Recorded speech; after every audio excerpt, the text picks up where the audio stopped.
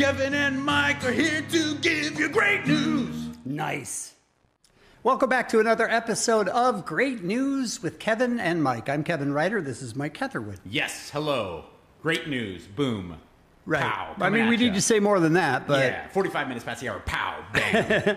Subscribe, if you would, be so kind, and press the little bell button so that you will get notified every time we put up an episode. And which, by the way, can be very spotty. Sometimes it's at noon, sometimes it's at 2 a.m. That's how we work. No, it's not. It's at noon somewhere. Always. Good. Sri Lanka, maybe. I like it. But it comes out at noon somewhere. I like it. All right? All right. And I know you made that promise, and you kept good on it, as far as I'm concerned. Thank you. All right. Kevin, We ready? You know, I've been thinking about the intro. Yes, okay. And outro. Fine with it. I thought they were good. I hope you're happy with it. This is like the 4th episode. I know. I'm thinking, stick with the song. What if we do like different styles every once in a while? Okay, I'd like reggae. Can I just shout out reggae? Or I guess... What? I might have to work on that. That's a little outside my normal, like, I'm either like country western singer-songwriter, maybe I was thinking. I already did the like rock. Oh, okay. How about like if you have something in mind, go ahead. Super maudlin singer-songwriter guy. I'll look up maudlin while you sing it. I'm thinking of imagine like a young Neil Young at the Troubadour with like beat up jeans. He's like, oh, my life sucks so much, but all I got's my guitar. All right. Like a young Bob Dylan, you know, like a New York City Lower East Side bar. I think you should keep some of these people's names out your mouth. Okay. Here we go. I'll count you in. 1, 3, 2, 1. Intro. It's totally the intro. Intro. So hello to the happy, goodbye to the blues. Kevin and Mike are here to give you great news. Oh, I'm so sad. I'm not sure that it should end sad, but I like it.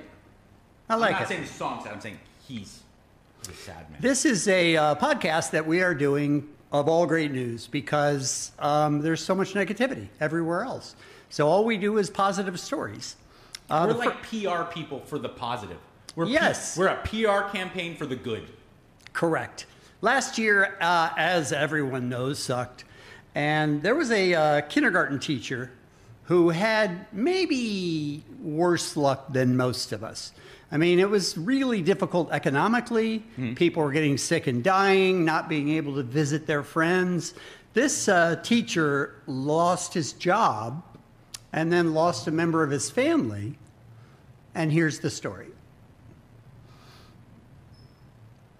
All right, well, a lot of you probably won't remember 2020 as a lucky year for obvious reasons. But there's a Charlotte man who is going through tough times who just struck it rich with a scratch-off lotto ticket.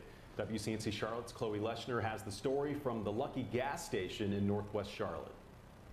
A lot of regulars come here to play the lottery every day, and they have had winners in the past, but this is the biggest ticket. It's the kind of place where you'll probably see a familiar face. With me being out here a couple of days a week, I usually see the same people every day. The BP gas station on Bellhaven Boulevard is a staple in the community. Everybody around here knows pretty much everybody. So news spread fast when a local man, Joe Camp, won the top prize on the Gold Rush scratch-off ticket, $250,000. That is awesome. So that was very fortunate for him. Okay, now hold your chin back. Gloria Henderson and Paul Cleland have seen a flurry of customers in the days since. Everybody buying that kind of ticket. Yeah, and they think cause one do it, the other one do it. But it's still 3 more prizes out there like that. The store has a history of being a lucky spot. Well, it's been a long time since we had a winner like that. I sold the last winner probably about 5-7 years ago. It was $150,000. So I had the top one, but now she's got the top. All right, take it easy, One Eye. Off the winning ticket in the store, crying. Hold up. Well, the guy, what kind of competition is it? I had the $150,000. Yeah. Then I got beat. It's true. He was trying to one-up her. Do they get money? I know the store gets money. Do the people that actually ring them up get money? No. I don't think so. No, they can't, right? I mean, unless the owner decides to give them a bonus or whatever, but... I hope they do, but I just imagine, like, you're just doing the same thing with the winning ticket and the losing ticket. I don't know. I agree. All right. Tough 2020. After 20 years as a preschool teacher, he was laid off in September. A month later, his dad died. The clerks are happy to see one of their regulars win big. Been out of work 3 months. He got laid off because of COVID. And he didn't have no money coming in, so that was great. I was happy for him. Camp says he's going to use his winnings to buy a house that he can pass down to his daughter. In Charlotte, Chloe Lushner, WCNC Charlotte. How great is that? It's beautiful. Dude taught kindergarten for 20 years and got laid off. I mean, like, I know it's cliche to say it, and it's total cheeseball, but it's true. Like, teachers are so amazing to begin with. Agreed. But what teachers are having to do now with the pandemic and online schooling, Teacher, you're I agree. angels, man. I That agree. level of patience and stuff. Sometimes I'll sit back and just watch my daughter be so annoying, as well as the other kids in the class. I mean, my daughter's 6. That's kind of, but you know, they have a hard time focusing in a classroom. Yeah. When they're sitting in their bedroom, like looking at the screen, and my daughter's not paying any attention, and she's asking inappropriate questions. Are you a distraction in that situation? I have been, but my wife has set me straight. Well, I mean, that's true of most everything. Yes. I've tried to like do like not skits, but I've definitely tried to be like the funny dad in the Right. background, you know, and I don't do that anymore. Yeah. But speaking of kids, you have kids, I have a child, but you had twins. Yes. Twin girls. So I think that this story is going to hit very close to home for you, and it's totally positive and it's totally cute. But kids are the best. They give so much to your life, but let's all be honest. Road trips with children. Oh, the worst.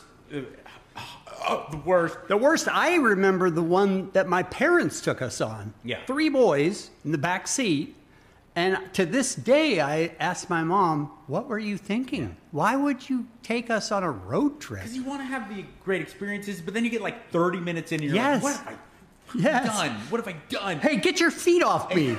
That's the whole trip. So you have the go-tos of like some families probably sing songs. I don't know what you do, but I think almost every parent has tried the who can be quiet the longest game, right? Yeah. You ever pull that one? Of course. Here are twin girls and their mom. Someone in the passenger seat filmed while the mom who was driving said, "It's time to play who can keep quiet the longest game."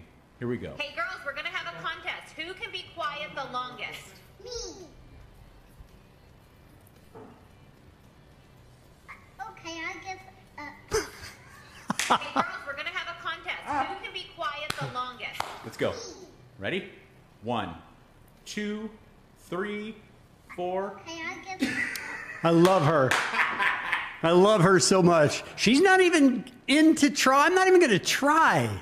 I have thought this through, and I'm a no. I lose this game. Yeah. And kids are so competitive. And she's like, you know what? This sucks. Okay, I'm out. I lose. Maybe she recognizes it as the parent just trying to keep him quiet. Maybe she's smarter than her mom. She's some genius. Yeah. It reminds me of the Seinfeld where they did the who could not Yes. have private time. Mm-hmm. And George just comes in with the money, but he's like, hey, I lose. Play that again, if you would. I would lose in 5 minutes Yeah. of that game. Do you have another fantastic story for us? I do. I have a story about a basketball scholarship.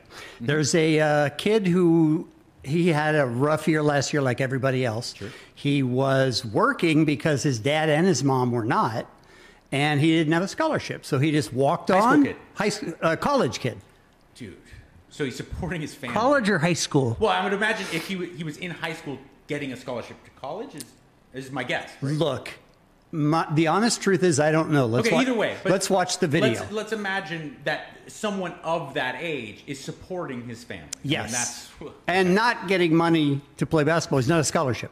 So the coach decided to do something special for him.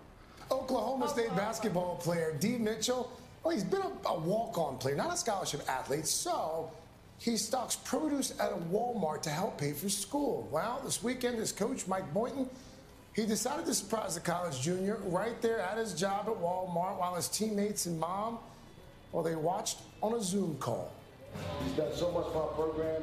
I thought today was a great opportunity 3 years later to let him know that he's going to be on scholarship.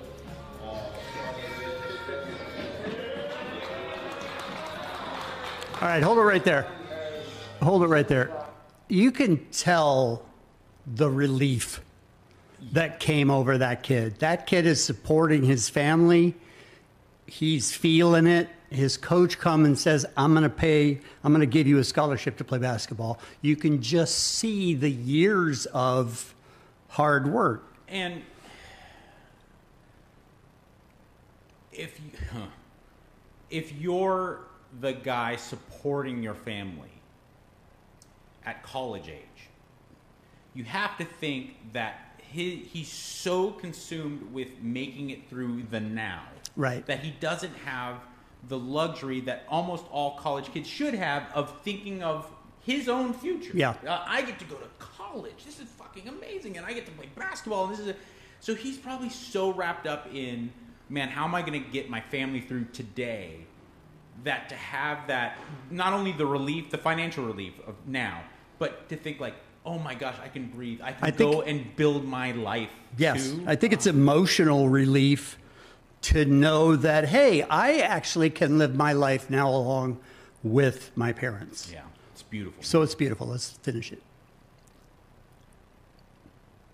What I want our program to mean more than you have, right? You worked your butt off, you never complain, you show up early, you stay late, and to do what you did for this semester, to sacrifice and continue to come around.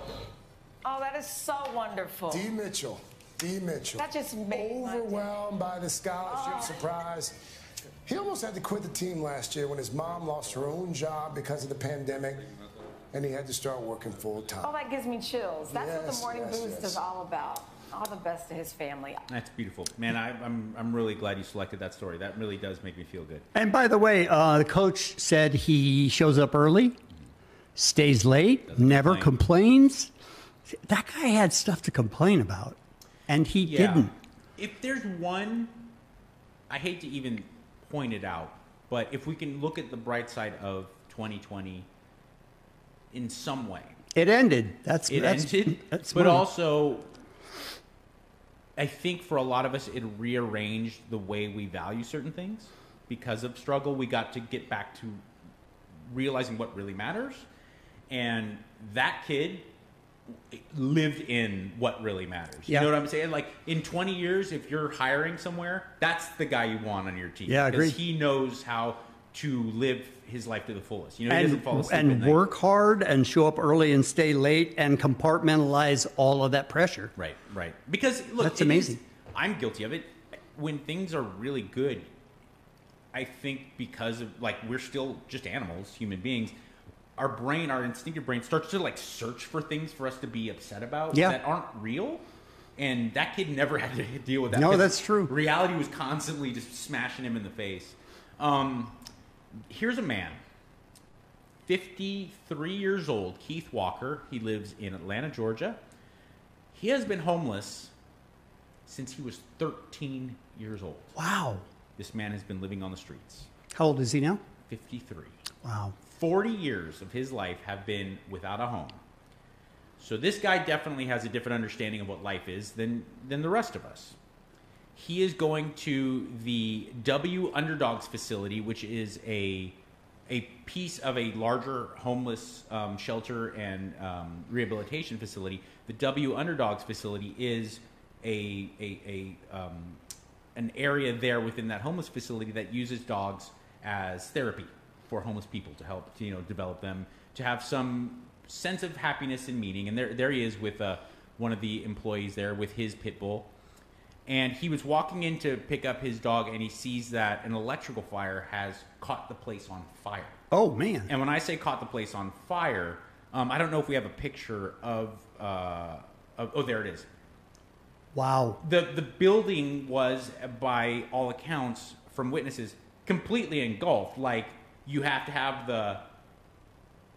call the fire department, but can we go in? I'm gonna burn. No, the answer is no. This guy, without hesitation, asked another friend of his, another homeless man, immediately call the fire department, and then sprinted in and saved 16 dogs. All 16 dogs that were being sheltered there. Really? He picked up each of them one by one, because most of them are big. And by the way, if you pick up a 20-pound dog, it feels like it's 40. And some of these dogs, a lot of them were bulldogs, from what I understand from the story, or excuse me, were pit bulls. Some of these dogs are 70 pounds, and he saved every single one, and it was just an incredibly beautiful story.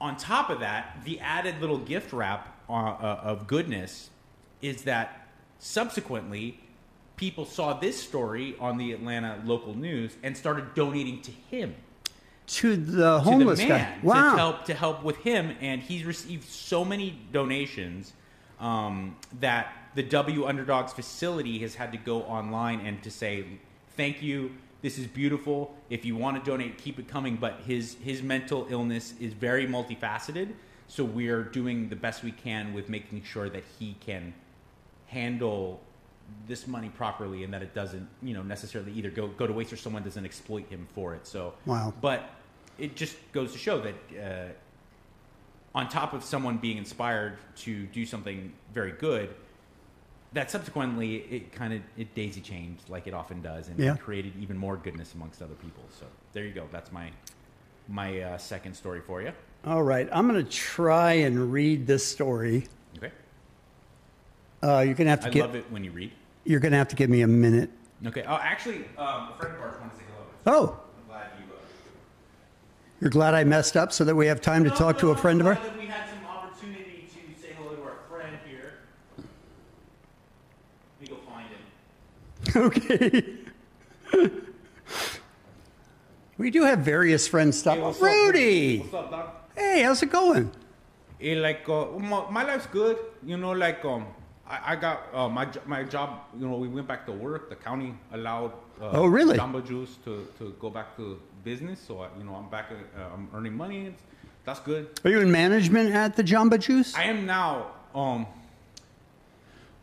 Well, no, I was. Okay, but you're not right today. I kept. You know how they have La Boost. At Jamba Juice they give you the boost, and you could. Yeah, you want to boost what, wheatgrass or whatever. So when you'd come in and order wheatgrass, I would give you weed.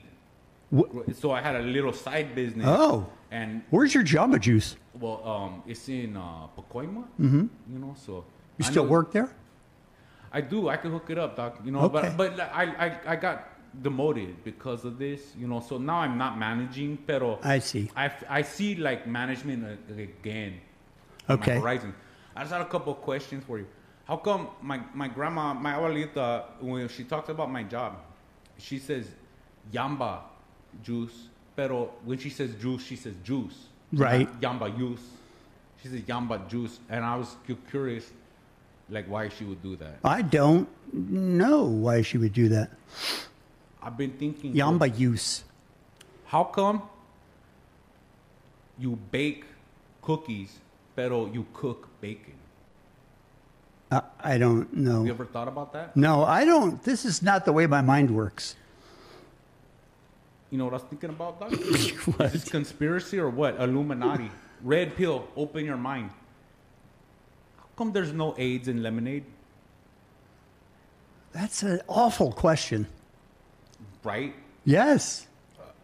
No, I'm saying on your part. Illuminati, right? Pulling strings, open your mind. Red pill. QAnon? Blue pill. Hey, so I was hanging with my homie, Sphincter, and that vato. Your first homie's name, please? What was your first? I was with. Because I missed it. I was with Reaper.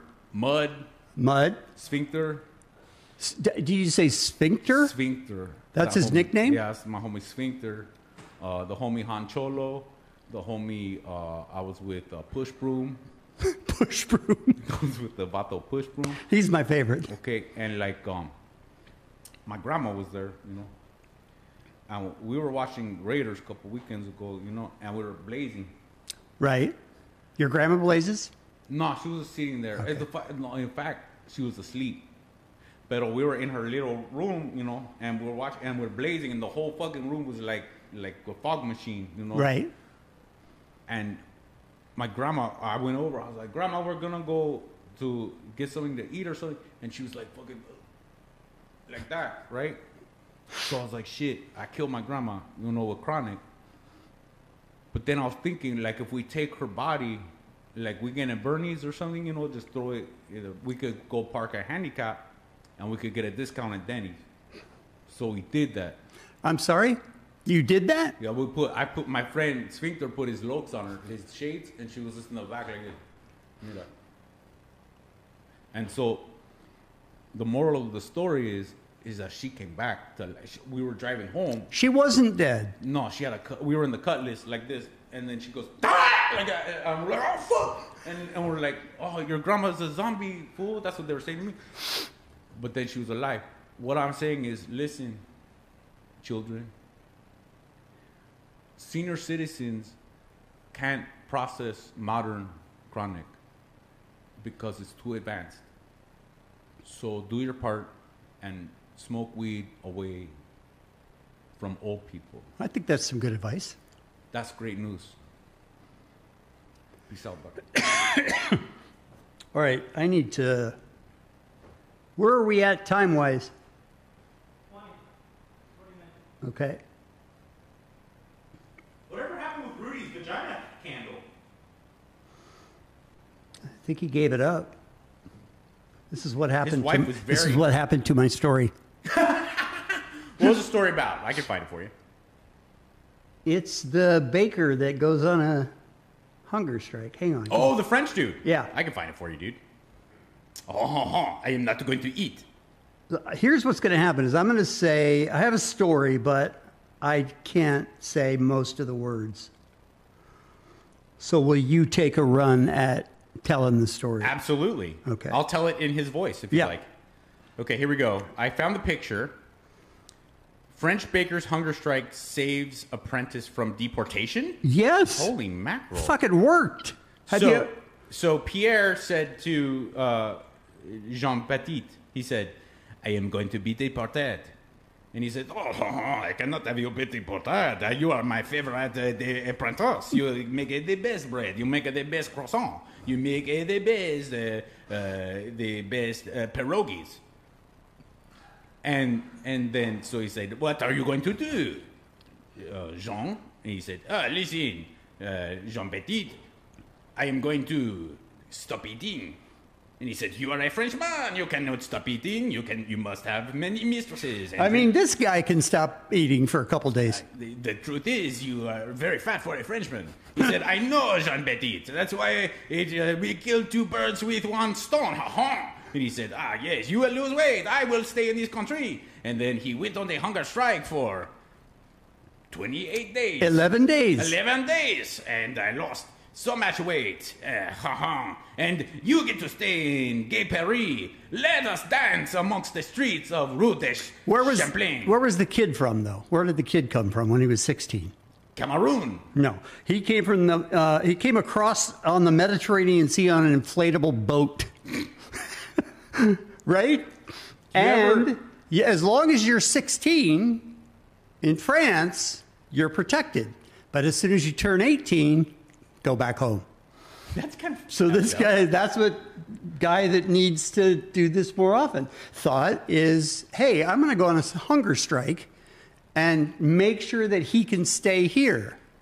That's actually way more beautiful than I thought. Making bread in France is considered important enough that they're frontline workers. Yes, of course. So for that reason, they decide, and they got some of the celebrities, the movie stars and stuff, all got involved, and they tried to save this guy. And the government said, okay, all good. He's like, yes, Marianne Cotillard, yes, you will contribute to keep him in the country. By the way, she did. I know you were making that name up. Jean Depardieu. I didn't see that one, but I did see Marianne Cotillard. Gerard Depardieu, right? Yes. Okay. Yeah. How is that the only French people I can come up with? I can't answer that. I'm just saying this guy did something extraordinary, and I've never, ever seen a hunger strike work. Have you? No. I look at somebody who's doing a hunger strike, and I go, all right, don't eat. How does it affect me? No, that's a very good point. Has that ever worked? Not that I know of. And there's probably like hundreds of meth addicts that are like, hunger strike? Right. I haven't eaten in 15 days. What the fuck? No one's giving me anything good. Also, let's be very honest. A lot harder to be on a hunger strike when you bake bread in France. Yes, agreed. You're just around all that beautiful, smelly French bread.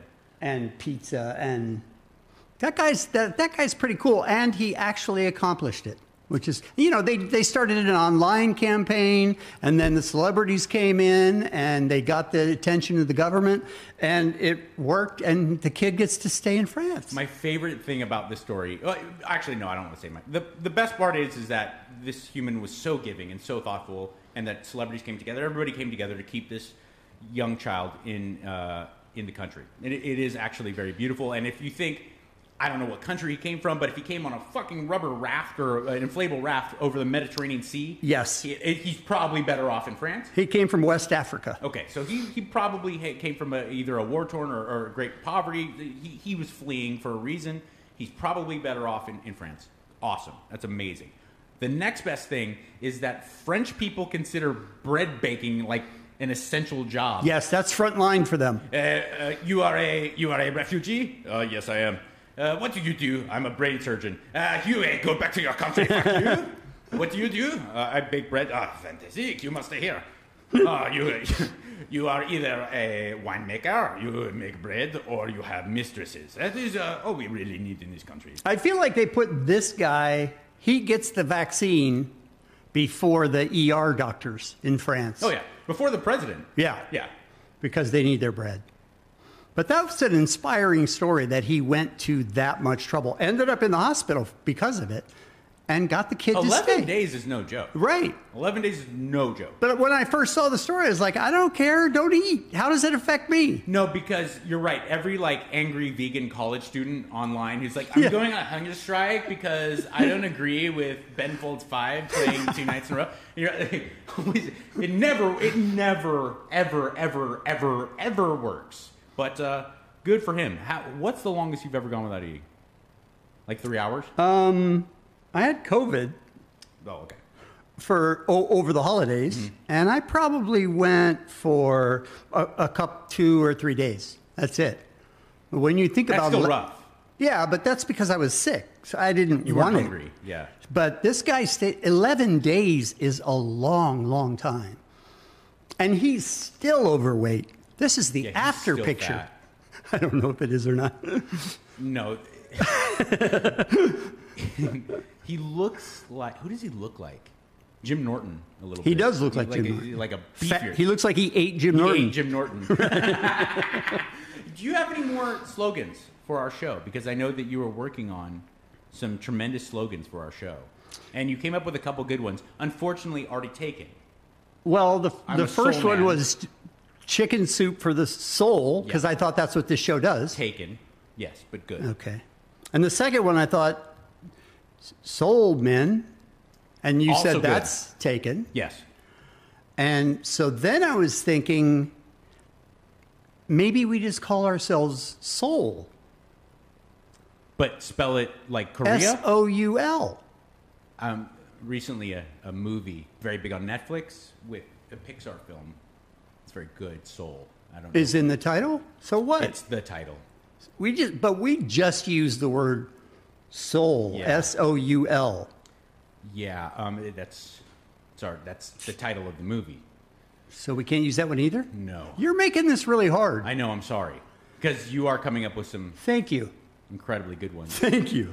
That seems like a good show, right? Yes, absolutely. You know what? I will say this. Did I tell you I said Taken? That was Taken? And I immediately thought of Liam Neeson?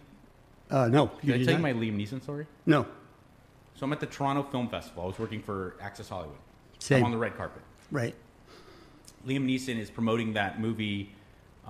Steve McQueen directed movie, just came out a couple years ago, where a bunch of girls decide to rob stuff. It was actually a very good film, but he's in it. And I have a very particular set of skills. Right, okay. So all I've known from Liam Neeson since Schindler's List has been I have a set of skills. I will find you. I will fuck you up. You touched my daughter. And he's practically indestructible in all these movies. Yes. Okay? 70 Albanian guys are firing automatic rifles at him and he's fine. In the trailer for this movie, it shows him dying.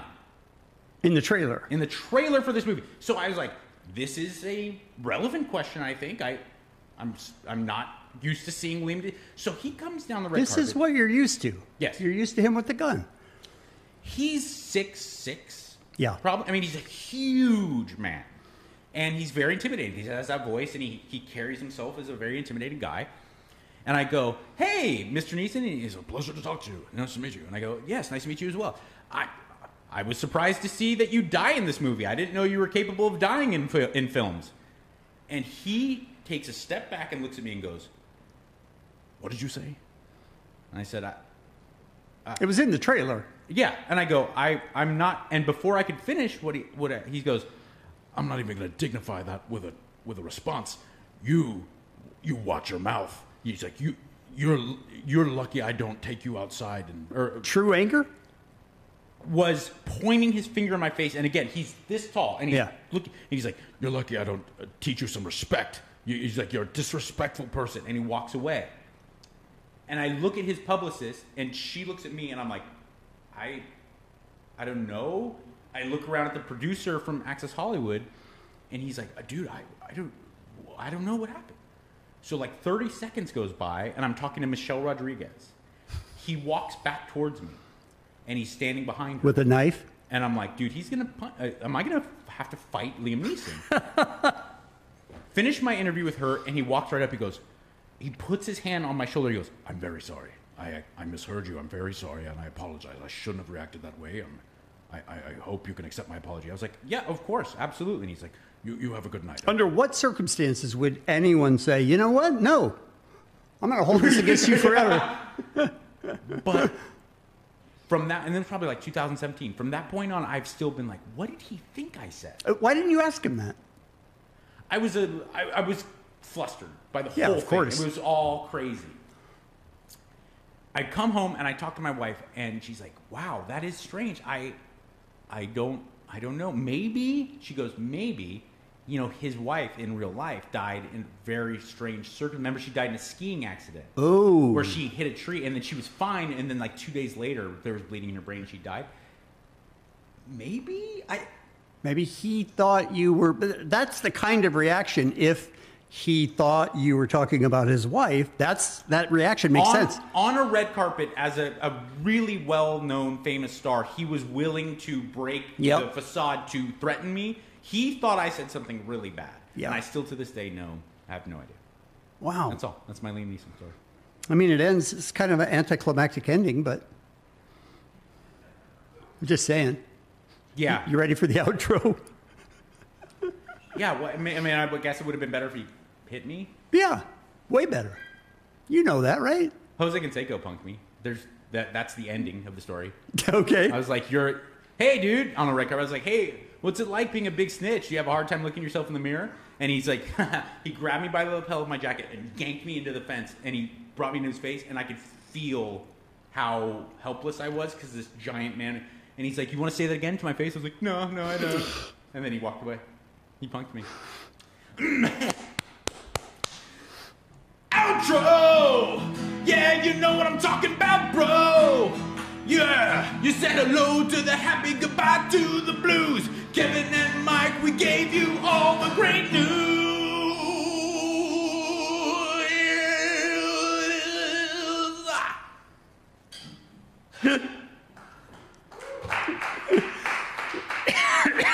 Kevin and Mike are here to give you great news. Nice.